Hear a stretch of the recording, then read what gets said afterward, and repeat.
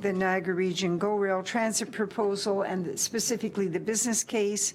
The minister called for an urgent meeting for a more in-depth review and apparently gave those instructions not once but twice to his staff. So those that were in attendance felt quite positive about the way the report was received.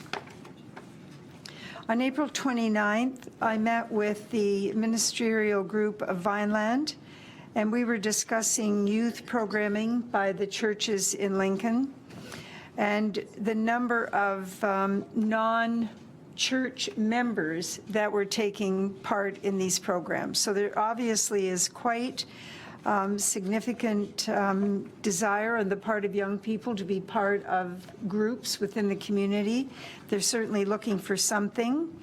And the purpose of the meeting was also to share information. I did take one copy of the Community Services Bulletin. I really should have taken a box.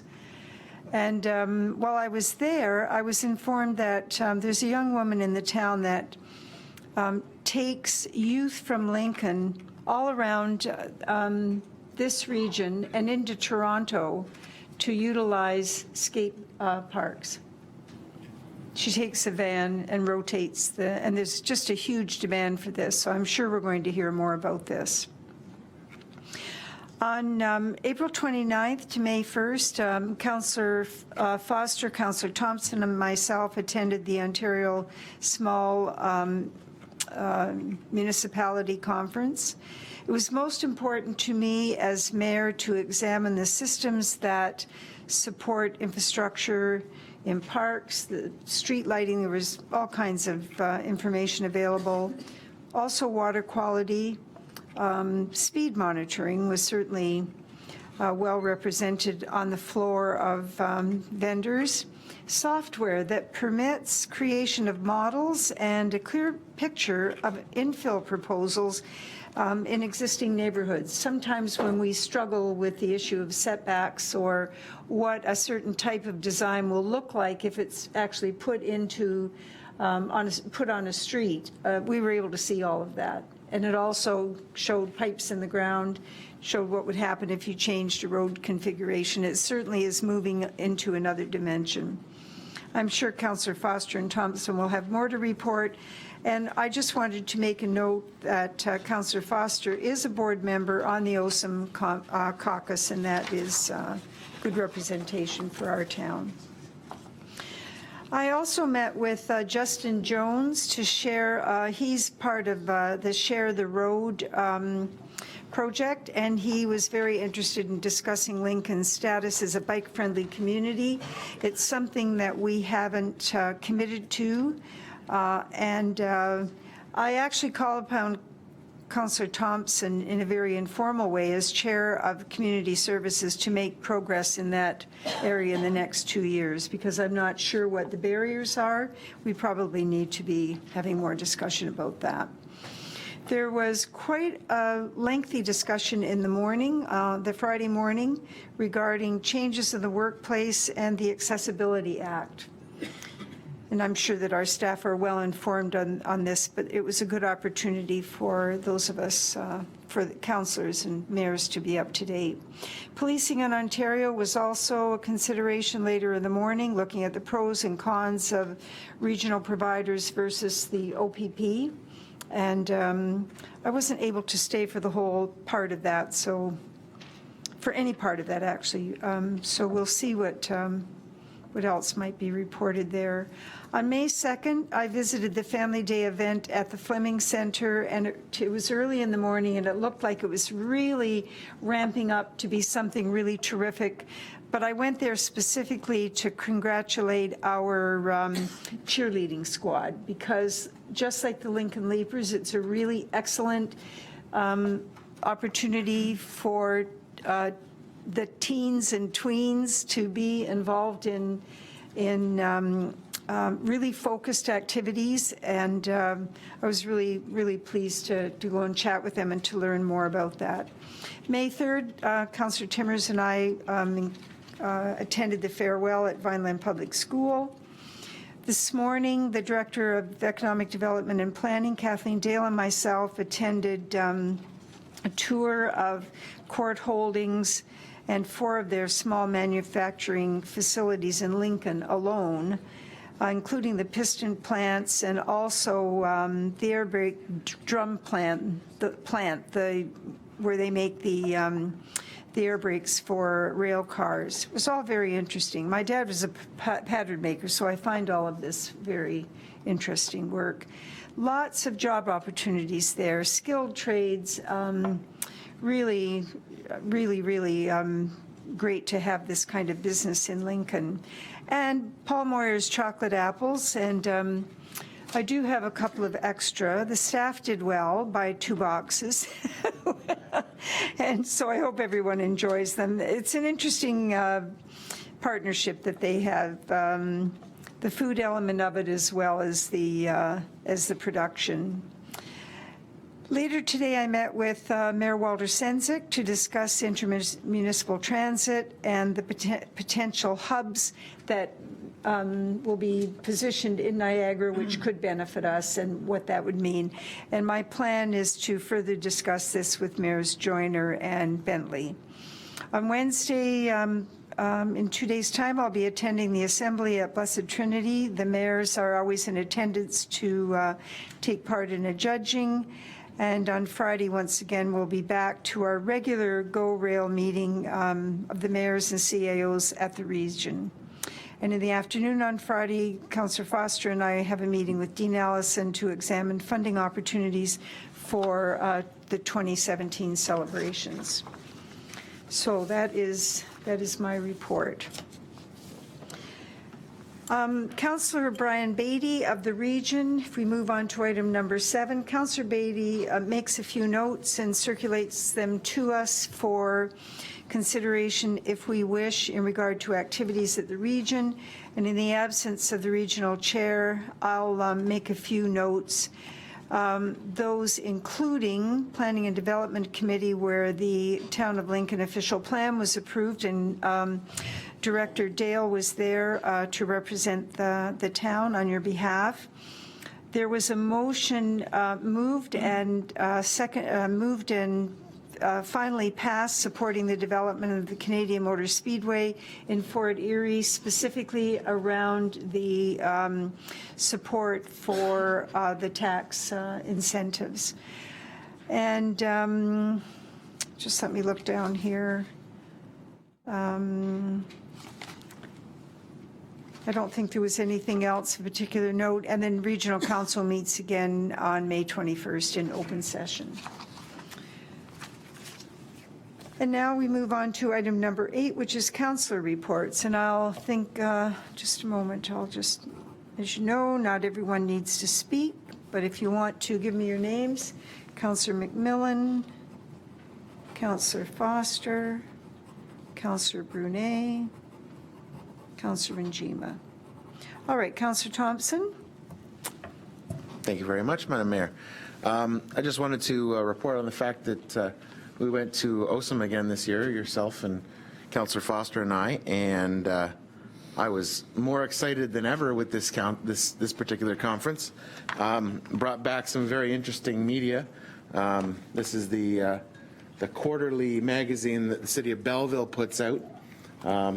Beautiful, 25-page glossy, explaining what's going on in town, highlighting some citizens that are outstanding in the community, and giving timelines on projects and that sort of stuff. At the conference, we actually had the opportunity to hear from a gentleman named Benjamin Tal, who is the Deputy Chief Economist at CIBC World Markets. He was, when you sit and think about listening to an economist for an hour, you think about a nap. But this gentleman was very, very good. Had some really interesting points, one of which was the measure of intelligence is what you do when you don't know what you're doing. And also he talked about China and the fact that the exports of wine, specifically ice wine, are growing by about 200% a year. And they're being purchased by educated younger Chinese folks with disposable incomes. We also had a chat from the Director of Information Technology at the City of Belleville, Mark Coyle, and it was just inspiring to hear what they've done in regards to communications and information technology within their municipality. So all in all, it was a really exciting conference. I'm just excited to try and apply some of these little tidbits here. So thank you, Madam Mayor. Very good, Councillor Thompson. Councillor McMillan. Yes, thank you, Madam Mayor. I want to just report on a couple of very significant events that are coming up. Haven't happened yet. These are two events in the east end of town on May the 16th, a Saturday. The first one is, this is 2015 is the 200th anniversary of the Fry House. And there's a special celebration on the 16th, the Fry House on the museum grounds in Jordan. This building was originally on Fly Road near Victoria Avenue, and a group of volunteers actually physically moved it to the museum grounds, and that was in 1960. So on Saturday the 16th, 11 o'clock, you can come by the museum. The mayor will be there. You'll be able to take some refreshments with the mayor, and maybe even take a tour of the Fry House. The other event is also on the 16th. Mayor's going to be very busy that day because she's got this one, and then a new business in Vineland is opening up, or has been opened, and this is going to be the official opening of it. It's the Wine Route Gallery. It's on the corner of Martin Road and the Regional Road 81. So the grand opening is going to be on the 16th, and at 1 o'clock in the afternoon, the mayor is going to be there, and she's going to officially cut the ribbon and officially open this brand new business. We're really excited about this business coming into town because it's a new type of venture, and one of the ladies is well, they're both long-term residents of Lincoln, but Linda Stanley has just done some magnificent artwork on her own. She's just a marvelous artist, and you'll be able to see some of her work there as well. And a book launch and some wine. So those two events on the 16th, the Fry House and the Wine Route Gallery official opening. Thank you. Very good. Thank you, Councillor McMillan. Councillor Foster. Thank you, Mayor Easton. So yes, I guess I'll hop onto the OSUM bandwagon too. As being a rep on that, it was a really good conference. We had Belleville themselves were really great hosts. They did a few things a little differently than what we've been used to in the past. The Thursday night we had great entertainment. We had Ron James, the comedian, was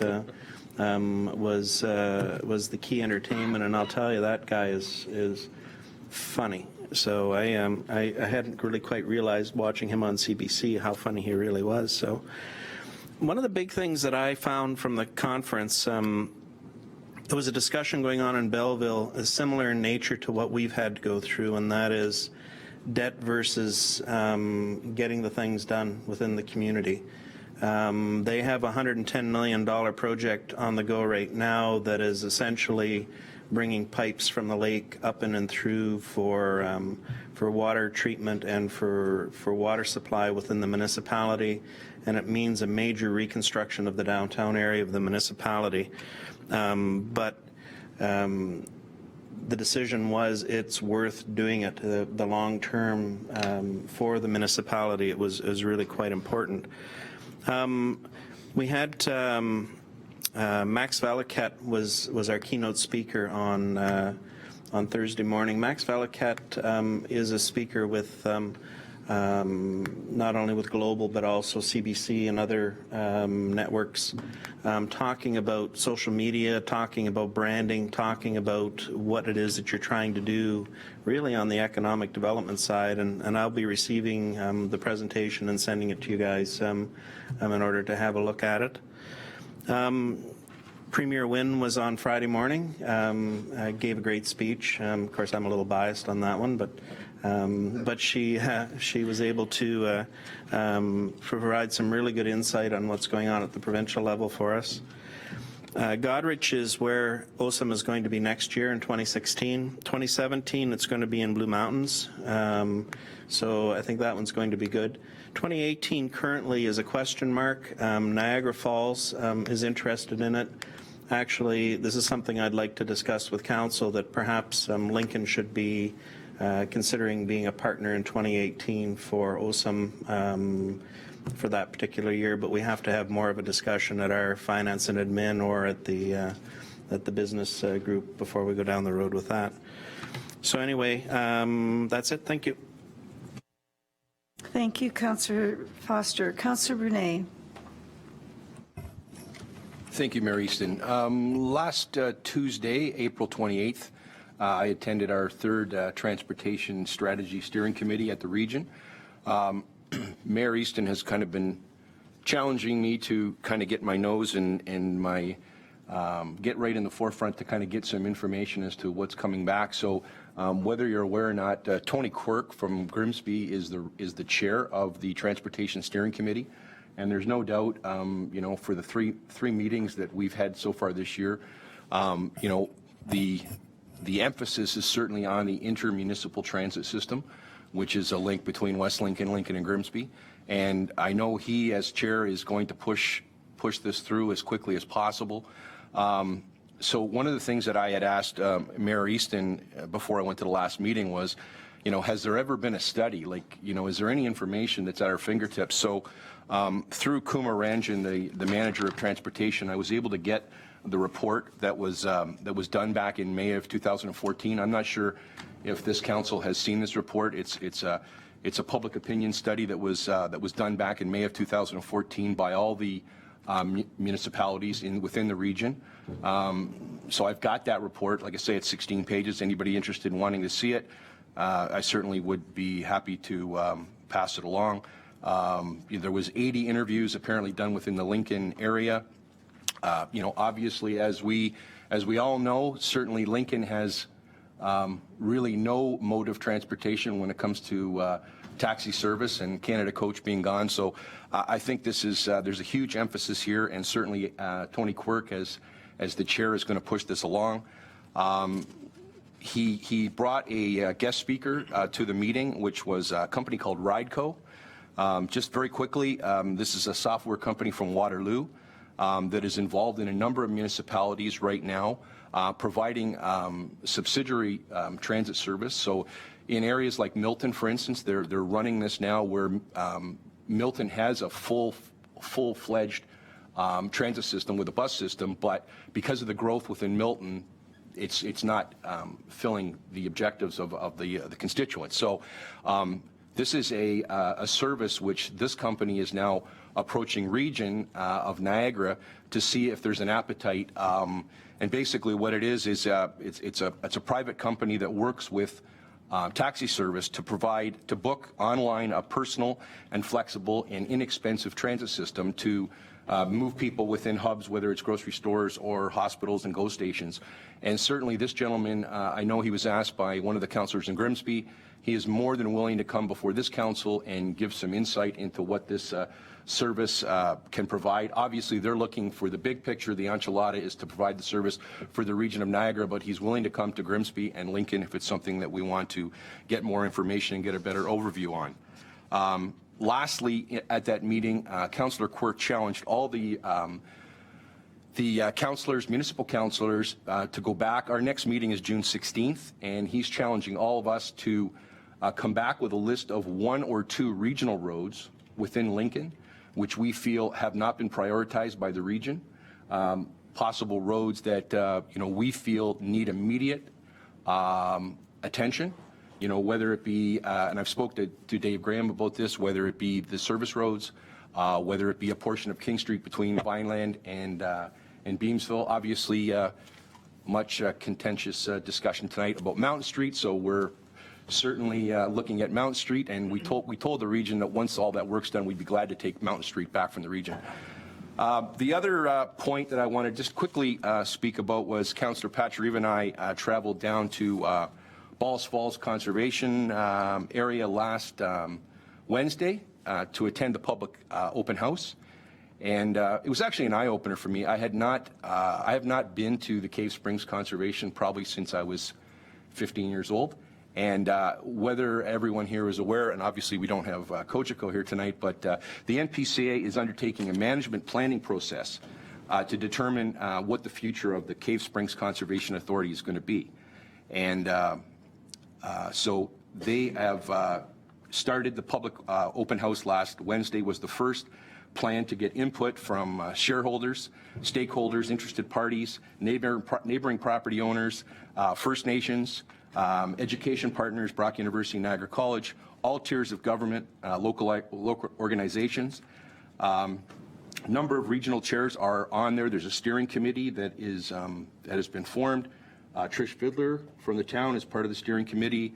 Also, former Ray Conkle is part of the steering committee. Former Mayor Bill Hodgson is co-chair. And, they're basically trying to get the community involved from the beginning to find the appropriate balance between access and protection of this 110-acre conservation authority, which is right here in, the middle of Lincoln at Cave Springs Road. So it was an interesting open house, and glad we attended it, and certainly there'll be further discussion on that as the year progresses. Thank you. Very good. So I just encourage you, Councillor Brunet, to make sure that those items that need to come forward to committee do. As you know, we don't have any discussion in this forum. Councillor Njima.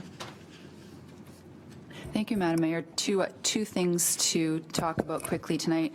One is I just wanted to let Council know as the Chamber of Commerce rep that back in the summer, the Chamber hired a salesperson to go out and bring in more membership, and the membership is increasing dramatically as a result of her efforts.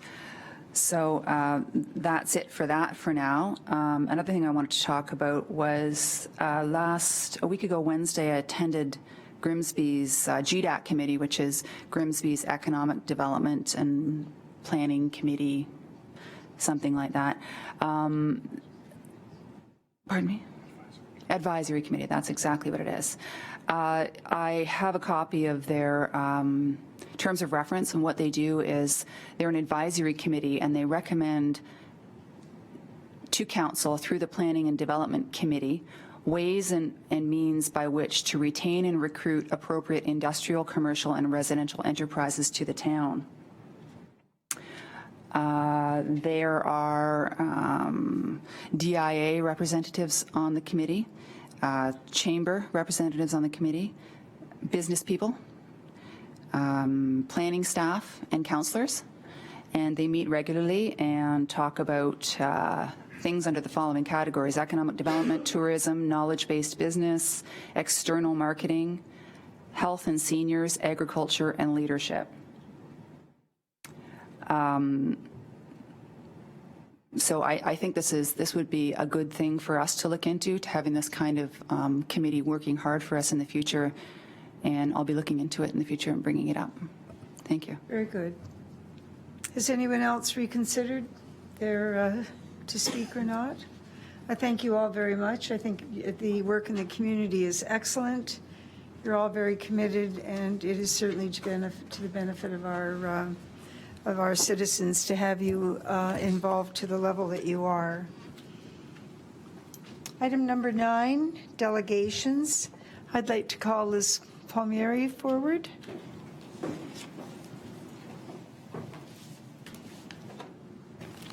I brought this only because it's got a clock on it. I'm not checking anything.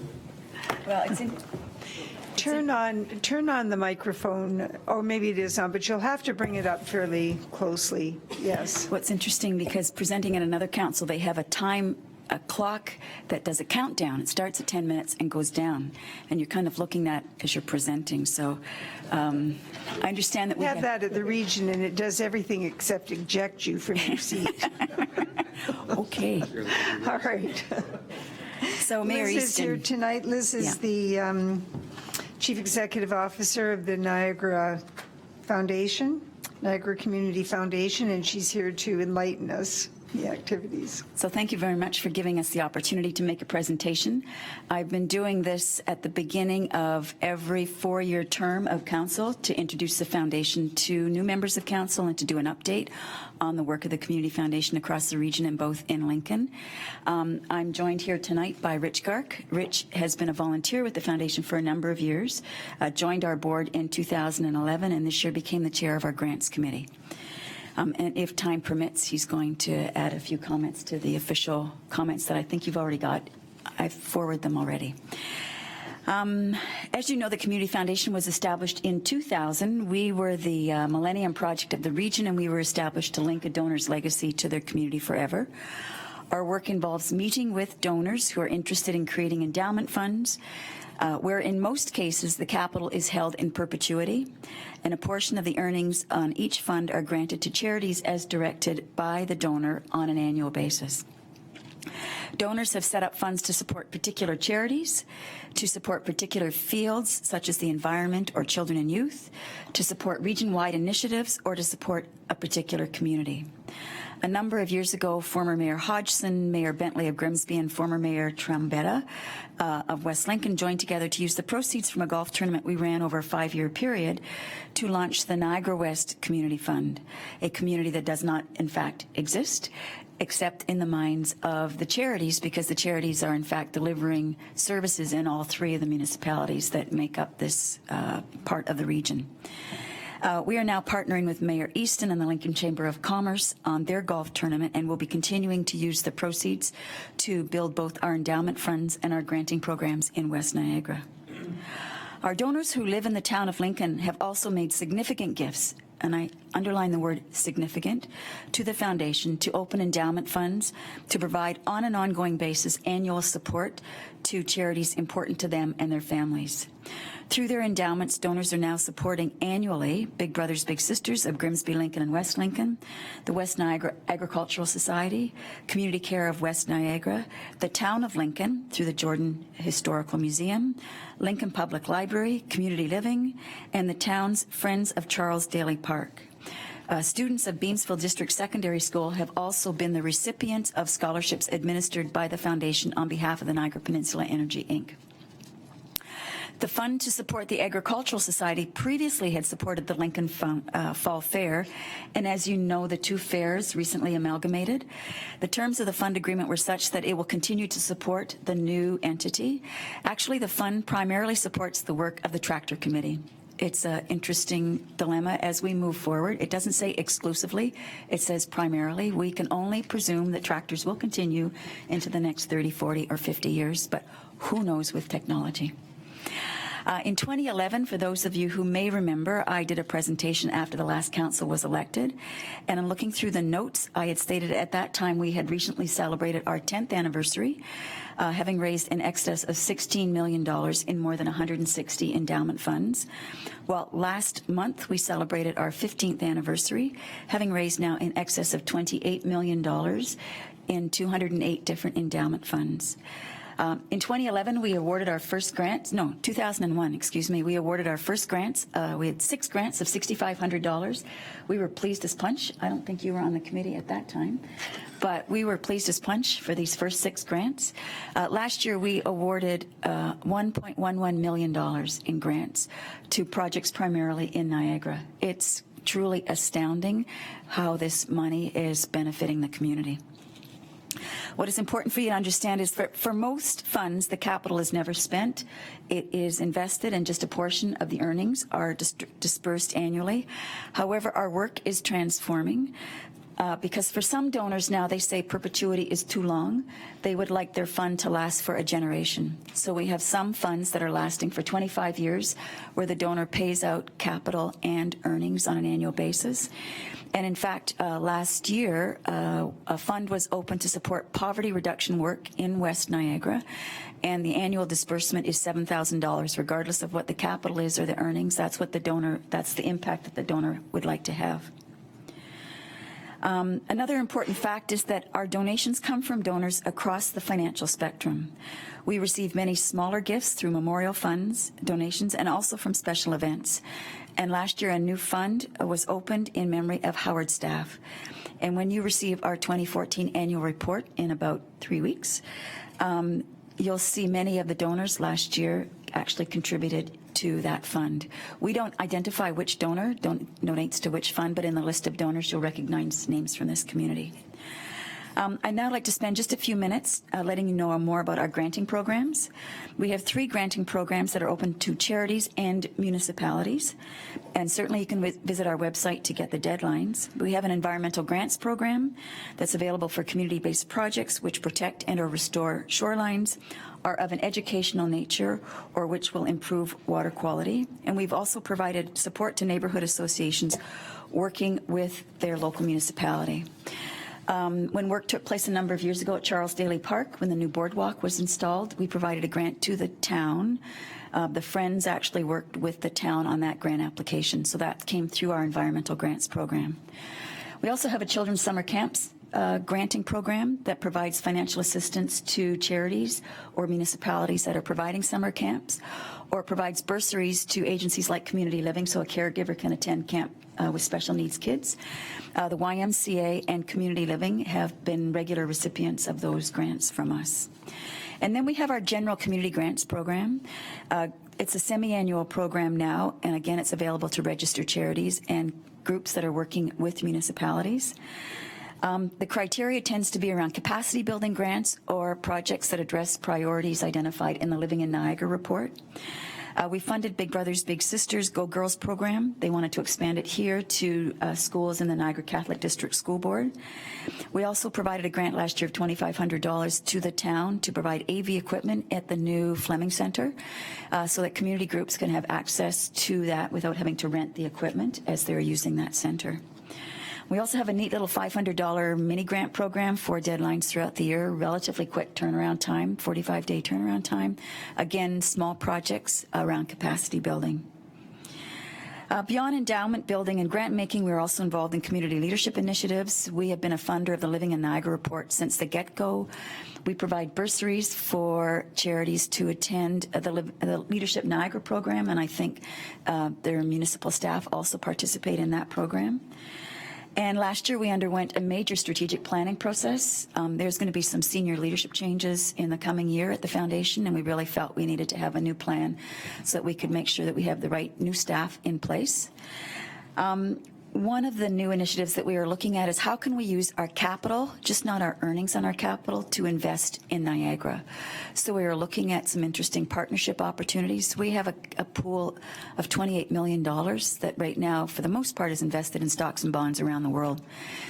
We've got a small amount that is invested in nonprofit loans in Ontario, but is there in fact a way that we can look at using the capital to do prudent investments here in Niagara? And that's really exciting from our perspective. And the other thing that we are looking at doing is creating a center of excellence in nonprofit governance and philanthropy. We funded capacity building for a long time. We know the nonprofit sector needs to be stronger. Is there a way this is not a physical building? This is a suite of programs and services, almost a virtual center, partnering with groups that are providing funding, training, mentorship, all kinds of support to nonprofits to help them be stronger at what they do. Before I finish, I might just ask Rich if he wanted to contribute as a donor and a volunteer to his experiences at the Community Foundation. Oh, you're now off. Now, did I turn it on or turn it off? You're on. I'm on. Thanks very much for having us this evening. I've spoken to the council midterm a couple years ago about the foundation. I'm the old curmudgeon, the retired banker that always looks for value in things. I look at value two ways. I'm looking at the responsible use of our funds and the quality and the improvement of people's lives because of the things we do. I have the pleasure of being on the discretionary grants committee, more or less. I'd have to say it was discretionary. And when you look around the table and see the quality of the people there, a good mix of people that have their ear on the not-for-profit organization and business people, and you would be amazed the conversation that comes to the table and the good quality decisions that are made. So having said all of that, I personally think that the foundation is a good investment personally, as well as publicly. I don't think you have to be a wealthy person to add some value to this community. And my role, part of my role, is to convince people of all worth that even a small contribution helps. That's all I have to say. I think it's a great organization, and I appreciate the opportunity to speak with you. Thanks.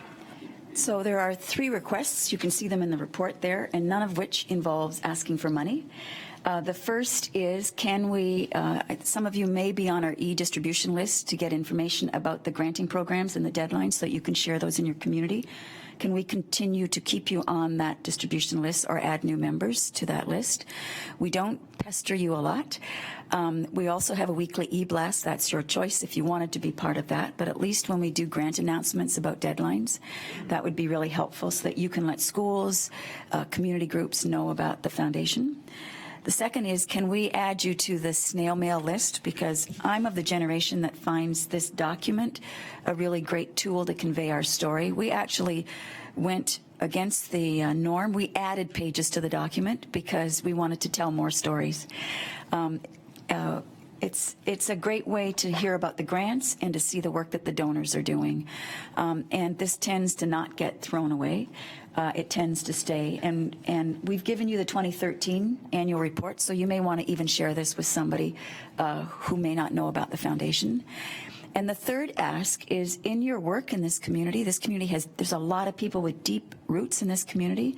If in fact somebody is talking about what they can do to leave some kind of legacy to the community, whether it's to support a park, to support an organization, can you send them our way so that we can have a conversation with them about the ways that we can help them create their legacy for their community? So thank you very much. It was a little bit over 10 minutes, but I don't see like a lineup. There's no hook.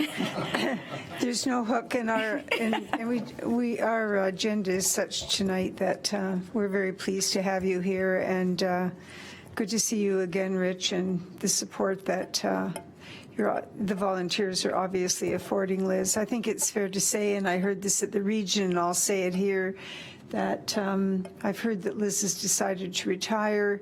She couldn't be leaving the foundation in better condition, and obviously you have shown great leadership, Liz, and I just hear it everywhere I go that I don't think anybody thinks about the foundation without thinking about Liz Palmieri. Thank you. It's a year. We got a year to go here. A year tomorrow. You're not counting. No, it's my birthday. But everybody knows, and they're all talking about it publicly. All right, on the 3 requests, if we could just get some kind of quick advice here, because I don't know about number 3. I mean, if people are on the mailing list, they can let you know whether they don't want to receive those. That's an individual thing. If you sent hard copies of the annual report to the town, we have mailboxes.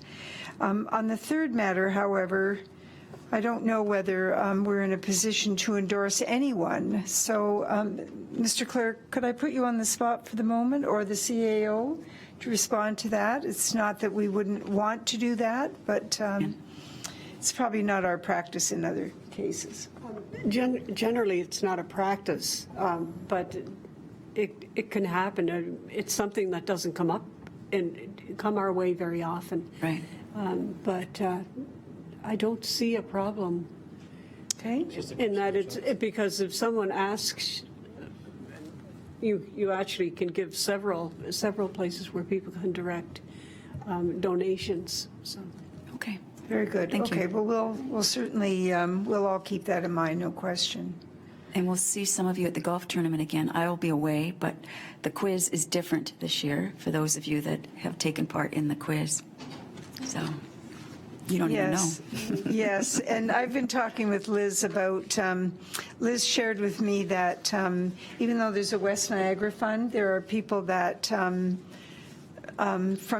each of the communities that really want to have their own funds, and so I'm working with her on making that happen so that we have a Lincoln Fund.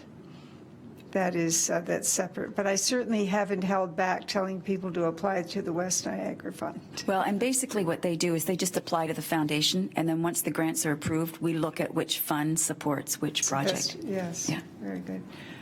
Are there any questions? Councillor McMillan. Liz, we're going to miss you, Liz, for sure. Good to see you again, Rick.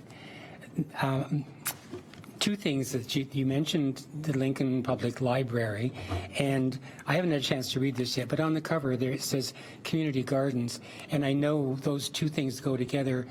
Are you the third party in that one as well? Do you know? So we funded community gardens. So applications would come to us. It tends to be for equipment related to the infrastructure of the garden, whether it's tools, whether it's for garden sheds, that type of thing. But we are also the convener for the region's Niagara Prosperity Initiative, and there is a community garden network as part of that program that we are convening, and in fact apply on behalf of the community gardens that are part of that network for seeds from Stoke Seeds or support from Martin Farms. They've been great. So if you have community gardens in your community that are not part of sort of a regional network, you can connect with us and we'll get you the information. Okay, there are community gardens. There's one in Beamsville and there's one in Vineland, and the library has headed that up over the last few years. And I know that they're looking for grant money to do that. In fact, they do the workshops beforehand so that the people in the community come in and get their hands dirty and plant seeds and do all that great stuff. So I know that they do look for funds in order to support it. If they're not in contact with you, they will be. Okay, and the little $500 mini grants for those projects are great because I said 45-day turnaround. Okay, that's good. Thank you. Yeah. Anyone else? Well, thank you very much. Thank you.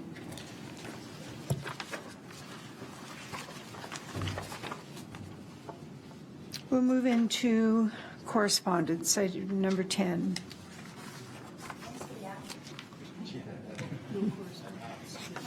No correspondence. Reports, item 11. Excuse me.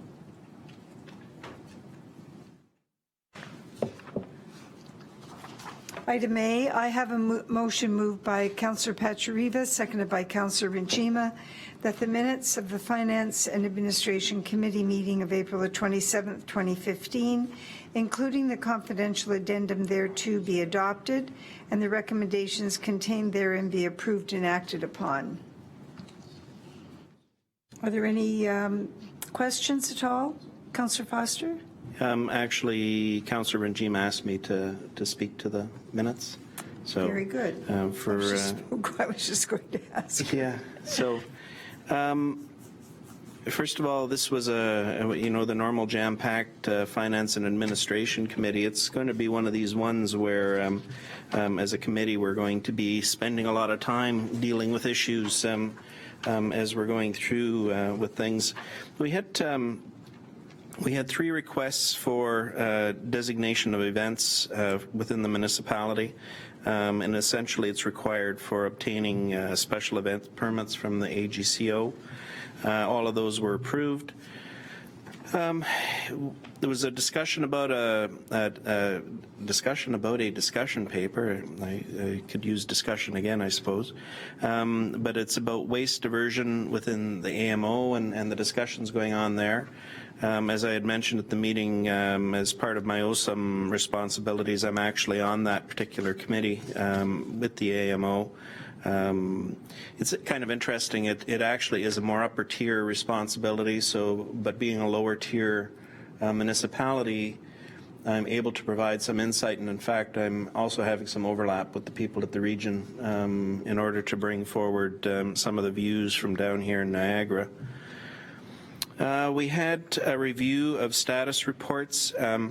One of the things that we agreed upon that evening, in fact passed by motion, is that we're going to have the Economic Planning and Development Department producing a report a little more often on what's going on. The intention is not to be discussing in-depth details of what is going on with particular planning issues, but it is intended to be a report that's showing where things are in progress within the municipality. So, we had all agreed upon that at that particular committee.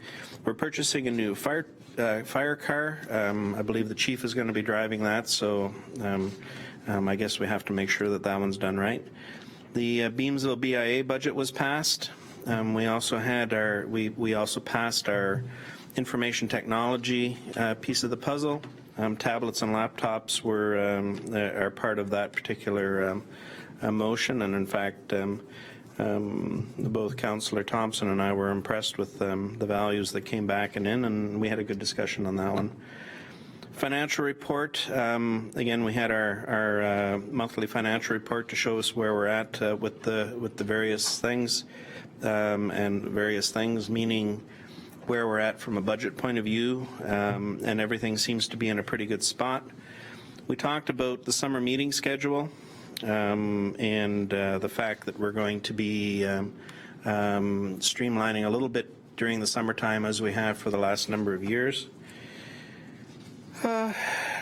We passed a motion, and by the way, our motion was, I just wanted to mention that one of the things we got to be careful of when we're passing motions is that while it's great to have all the whereases and what fors and this and that, sometimes we should probably just focus in on what it is that we're trying to do with a particular motion, and discuss that more further. But because there was some confusion may have come up with this motion, although I think it's pretty clear what it is that we're trying to do, which is start our review of what we're going to do with road closures and road allowances, and put a good plan in place. I know there seems to be a bit of discontent within the community that town assets aren't being opened up and offered for sale in the degree and fast manner that some people would like, but that is a prerogative of council, and so we're going to move forward and do this in an appropriate manner. Our new procedure bylaw was also passed as well, or officially brought through with that particular committee that night. So, and as we mentioned earlier, some of the items are now in place. So, and we also had a closed session to deal with a variety of items. So that's pretty much it. A good meeting, and Councillor Renchima did a great job chairing it. Thank you.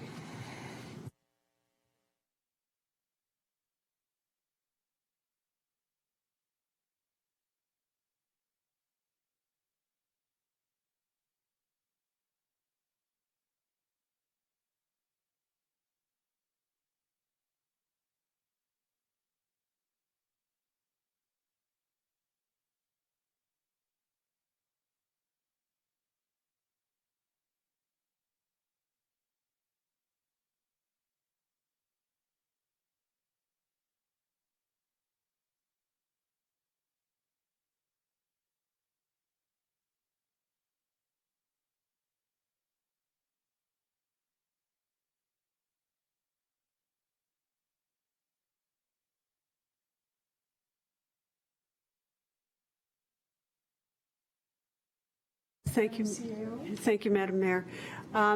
Basically, this is a follow-up to a consultation that took place in St. Catharines at the Holiday Inn on April 15th. At that event, there were over 300 people from the community took part in a discussion about the provincial policy statement, Niagara Escarpment Plan, and the Greenbelt Plan. And many people coming out of the meeting felt that there needed to be more consultation because of the long-term implications and the implications of the decision-making on this legislation for various families in the community, and particularly those who are in the agricultural area. So at the request of the mayor, staff contacted the Ministry of Municipal Affairs and Housing to request a second consultation. And the provincial staff basically are saying that they understand that there's a problem in Niagara because of the style of farming that takes place. And at this point, they have agreed to do a second consultation in the area. And the town of Lincoln would host that. The tentative date because this has to move very, very quickly, the information going into these policy review for these provincial plans has to be put together for May 27th. So currently we're looking at May 21st, and that would take place from 6 to 9 p.m. on Thursday, May 21st at the Fleming Center. If you give staff direction to proceed with the planning and to carry this process out, we're moving on it would move on a very, very tight timeline, because the promotion for the event would go across the Niagara area, which was the catchment area for the initial sessions. So should council provide that direction, there will be a meeting with the Ministry of Municipal Affairs and Housing staff tomorrow morning to discuss the details further. Are there any comments from councillors? Councillor Njima? Well, good for you. Good for you for setting this all up. That's great. And I already wrote it on my calendar, so it's good. Congratulations. Yes, just while the clerk is making a minor adjustment to the motion, certainly those of us who were in attendance, it was such a crush that night that if not having enough space to hardly move your arms in the chair was an indication of people's frustration levels, it's not too surprising that people left dissatisfied. And it was very difficult to really pick much out of the discussion that was Lincoln related. And so it was actually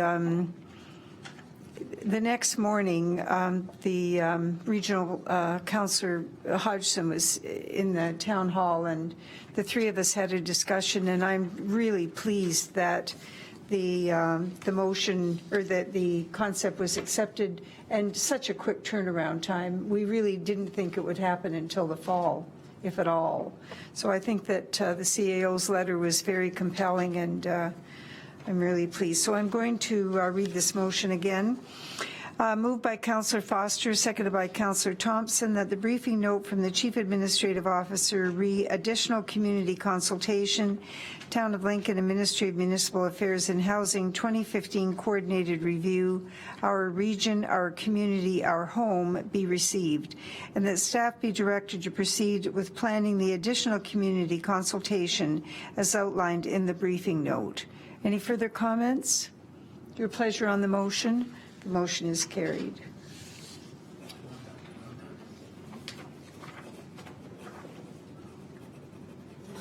Thank you very much.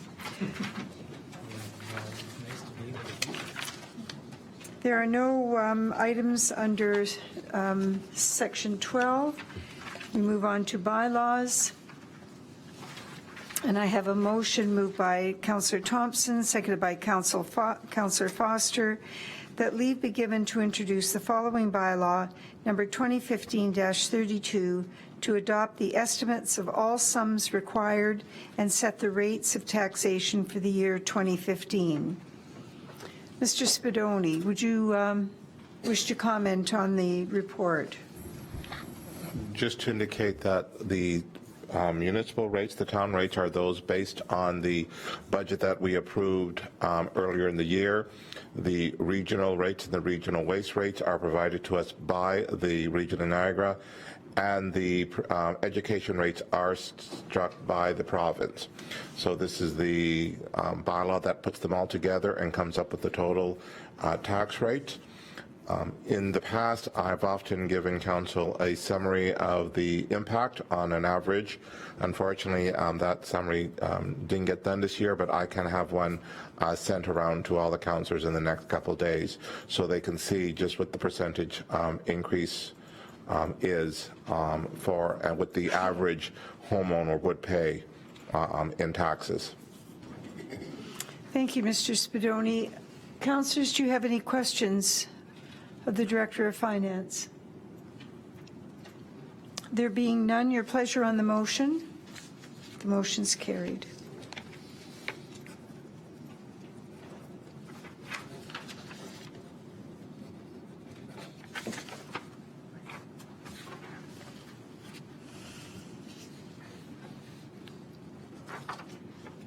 I have a motion moved by Councillor Timmers, seconded by Councillor Brunet, that bylaw number 2015-32, read a first time, be now read a second and third time, and finally passed, and that the mayor and clerk sign and seal the said bylaw. Any questions? Your pleasure on the motion? The motion is carried.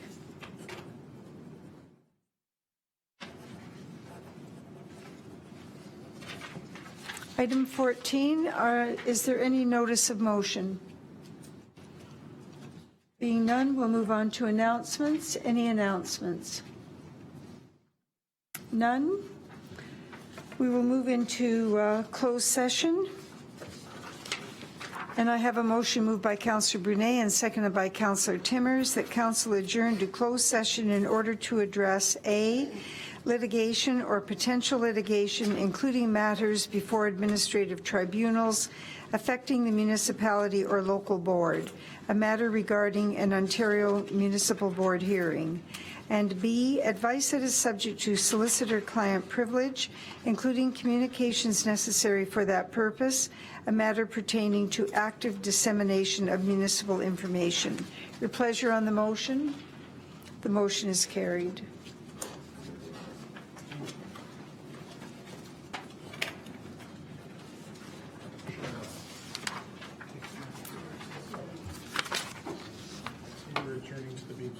Yes, we're adjourning to the Beamsville room, and this council meeting is adjourned.